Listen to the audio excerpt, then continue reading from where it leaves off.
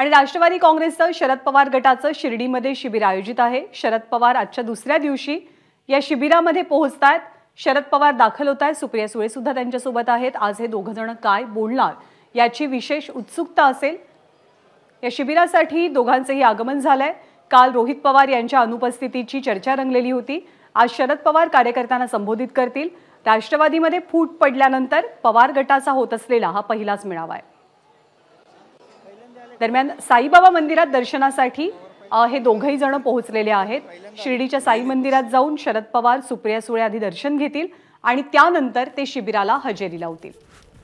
शिर्डीमध्ये येणारा प्रत्येक राजकारणी, प्रत्येक नेता साईंच्या चरणी जात असतो आणि शरद पवार आणि सुप्रिया सुळे सुद्धा साईबाबांचं दर्शन घेण्यासाठी मंदिर परिसरात पोहोचलेले आहेत आणि थोड्याच वेळात ते शिबिराला सुद्धा हजेरी लावतील। आगामी लोकसभा निवडणुकांच्या दृष्टिकोनातनं पवार गटासाठी, शरद पवार यांच्या गटासाठी ही बैठक अतिशय महत्त्वाची मानली जाते। पक्षात फूट पडल्यानंतर होणारा हा पहिलाच मेळावा आहे। अजित पवार यांच्या गटाचा मेळावा काही दिवसांपूर्वीच कर्जतमध्ये पार पडला। नितीन ओझा आपल्याला अधिक माहिती देतील। नितीन, शिर्डीच्या साई मंदिरामध्ये सुप्रिया सुळे, शरद पवार पोहोचलेले आहेत। पुढचा कार्यक्रम कसा असेल?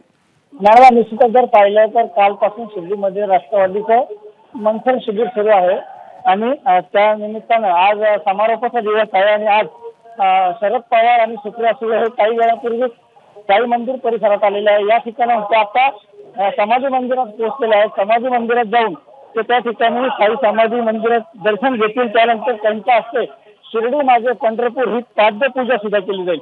हा सगळा कार्यक्रम झाल्यानंतर या ठिकाणी ते थेट कार्यक्रम स्थळी ज्या ठिकाणी शिबिर सुरू आहे त्या ठिकाणी जाणार आहेत। मात्र पाहिलं तर शरद पवार हे तिसऱ्यांदा साईबाबांच्या शिर्डीला आलेले आहेत। सुप्रिया सुळे सुद्धा त्यांच्या बरोबर आहेत।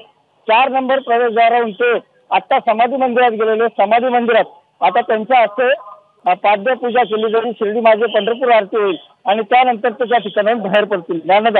धन्यवाद नितीन या सगळ्या माहितीबद्दल। तर आज मेळाव्याला हजेरी लावण्यापूर्वी शरद पवार आणि सुप्रिया सुळे दोघेही जण शिर्डीच्या साईबाबांच्या मंदिरामध्ये पोहोचलेले आहेत। एक छोटेखानी पूजा इथे पार पडेल आणि त्यानंतर दोघेही जण मेळाव्याला हजेरी लावतील।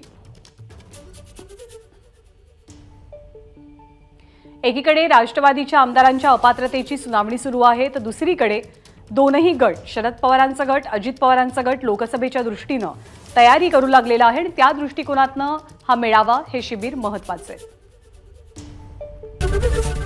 एबीपी माझा, उघडा डोळे बघा नीट।